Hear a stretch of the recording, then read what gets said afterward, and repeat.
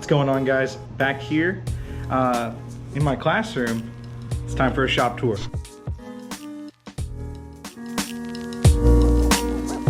All right, we're in my classroom right now. It's kind of left in its pre-COVID shutdown state with stuff on the board that I have to erase, all that jazz. So this is where we typically do most of our instruction. It is a very tight, cramped classroom, but I have a nice big shop out there. So let's go over here. We have a nice view of my office.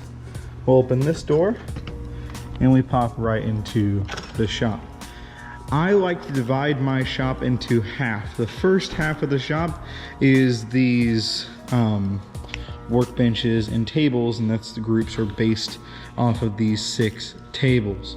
Right around here is another office door. I typically have something hanging on there that I wear. Clipboards, first aid, fans, my slew of battery chargers. We have a measurement board. I also have my AgMech team. All their tools are in that.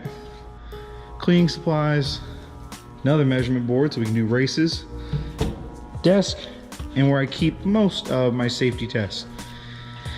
Moving on, our little sink, and the first kind of work zone. These are all my benchtop tools are found in this area. I know it's kind of still in the work zone area, but this is probably the best bench for that. We have a router table, table bandsaw, and my tabletop drill press. I have another freestanding drill press. This one I found in a back room and I decided to bring it to life. This is broken, but I added a new base to it so that we can get a little bit of use out of this guy. And it works pretty well. Moving on over here, you can see the little dividing line. This kind of breaks the room almost in half. So I kind of stick with all the project building this way, all the stationary tools and other sort of necessary things this way.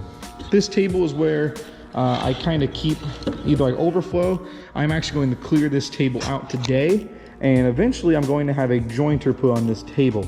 And I'll have a little section where I can just joint boards and get them square and looking pretty good. Here is my standing panel saw.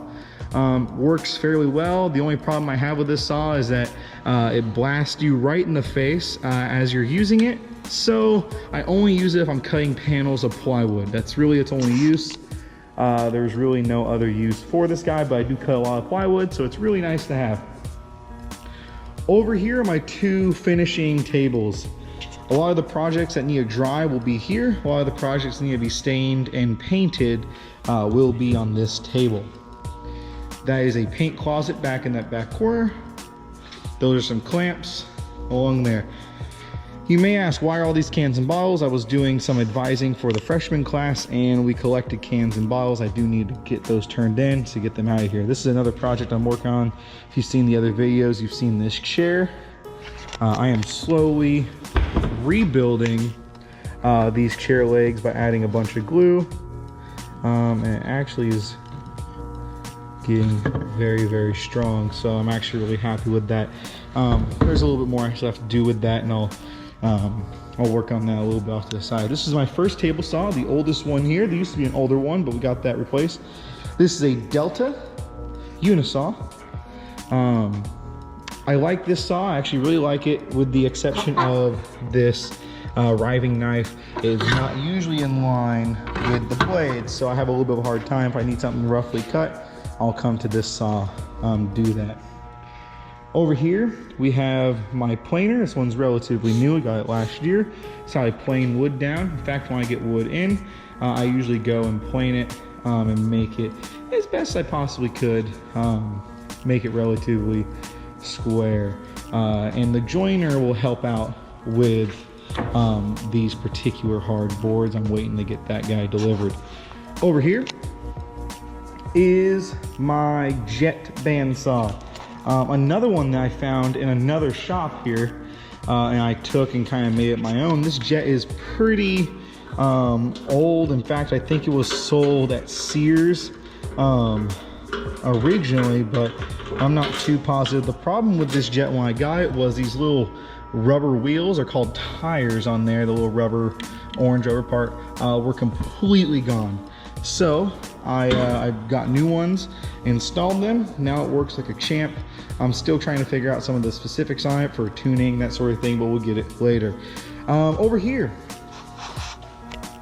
is my newest table saw. This is a jet table saw, 3 horsepower. I actually really love this table saw. I had a newer Delta Unisaw, but I bought a model that they, I guess, discontinued, and they sent half the pieces, and so they had to return it, and I ended up going with a jet. I was actually kind of sad not to get the Delta. I loved the way it cut. It just didn't have like a fence and everything with it, so it cut beautifully though.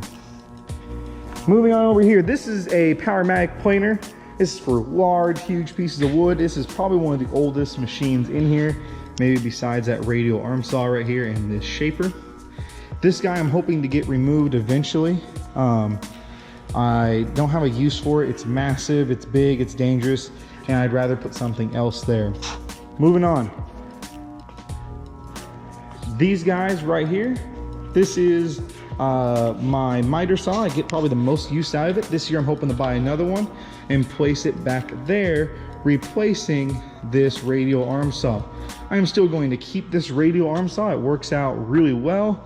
I haven't really used it too much because it's still a tiny bit sketchy to use. It's way better than that one over there. But this one, I'm hoping to remove all of this stuff and make cabinets where I can have another one of these guys put back there into those cabinets, but we'll get there in a minute. So if you need a fastener, it is probably going to be in my fastener cabinet. I do have a mix of old and new fasteners here for all your enjoyment.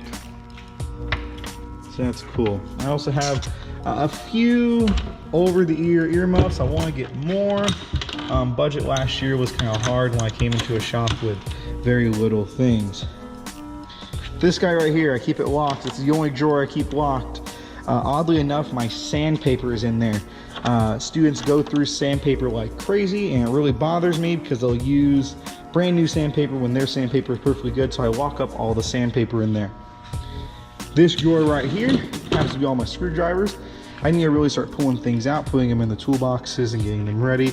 All my screwdrivers and wire strippers are in here.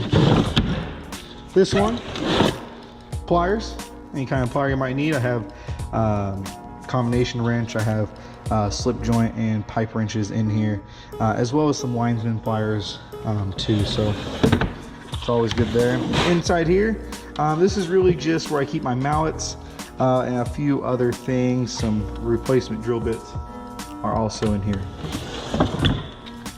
Moving on, combination squares right here. I need to put another drawer, another one of these little carriers right here. I'm gonna work on that a little bit later. Combination squares and speed squares, all good to go. This guy keeps all the spare sandpaper that we can still use. I'm gonna stack them right here. This where it used to be, I kept my safety glasses. I decided not to do that halfway through, so I need to find another use for this guy. All my tape measures right here. This guy holds most of my jigs that I use. I am a huge fan of Craig. I think Craig are fantastic jig makers, and I use them tremendously. So all of my Craig jigs will be in here. I might have to do a video on them one day, but that's where I keep most of my jigs. All right, underneath here I have some different kinds of saws and my miter saws down here, as well as a couple drill bit sets. Underneath here are my assortment of planes, hand planes. Those are used primarily in my second year class when we have to talk about planing and shaping up wood to use for furniture or houses. Inside this double cabinet is most of the tools that we use. On the bottom you have your belt sanders, routers, jigsaws, and an assortment of palm sanders, drills, and a couple more jigsaws. I have to do some drills up here and up top there as well. I have saws on the side, and this side is relatively blank. So that's about it. It gets everything that I need done as much as possible. This guy I'm still kind of going through. All my glue is placed here. I do need to go through and ship up all that glue and kind of refill things, get everything going again. This was my recruitment kind of booth or photo sort of thing. Ideally, we would be doing something cool right in this lemonade style kind of thing. So, but that kind of got cut short with COVID. So now I have it here, just kind of sitting. I have to figure out what I want to do with that too. Now we're back to the front, so let's go to the back real quick and let's check something out. This is where most of the projects that I do are going to be on this table. This is my table that I work on. If I am showing off a project or how to do a project, I will be on this table. The other tables, they can kind of see me better if I'm on this central one.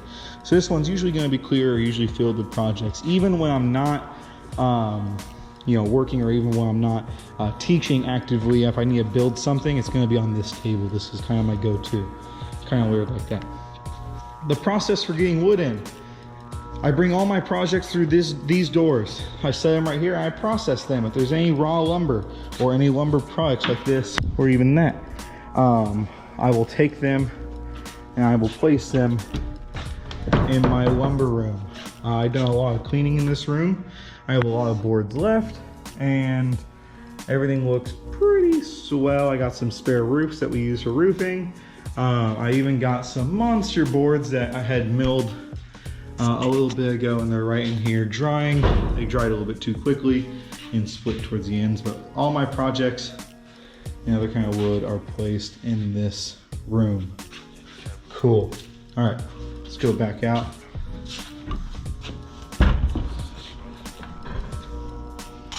So from there, I call this room the danger room. This room is where I do, if I have to do any sort of like talk, so I have to record myself against the background, this is kind of my recording room. Going through here is the project room. All students keep their projects in this large room. I have to clean it out from last time, but all the projects will be placed in this room pretty well. Next room. This is my wet finish room. This used to be a paint room. There used to be a booth in there. It didn't really work too well. And in fact, it didn't really work well at all. So let's see if I can unlock this room. So now it's kind of another storage room. What I need to do is I need to figure out essentially what I want this room to be. I do want it to be another kind of paint room. Fortunately, paint rooms in California are kind of illegal, especially like this. There is an exhaust fan in here that does work.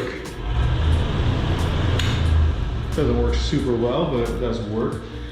So right now I've just been kind of storing different things in here until I find a use for it. There is a scroll saw in here that I think I'm just gonna get rid of. I don't have the time or capacity to kind of work on that. Another large fan that I do need to work on as well.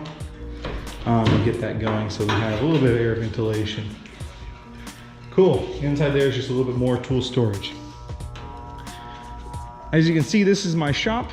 There's really nothing else to say. Eventually this will change, and so I hope to do another one of these videos in the future to kind of show you the change and the update of the shop. But I hope you enjoyed this kind of short-ish video, and I will see you guys in the next one.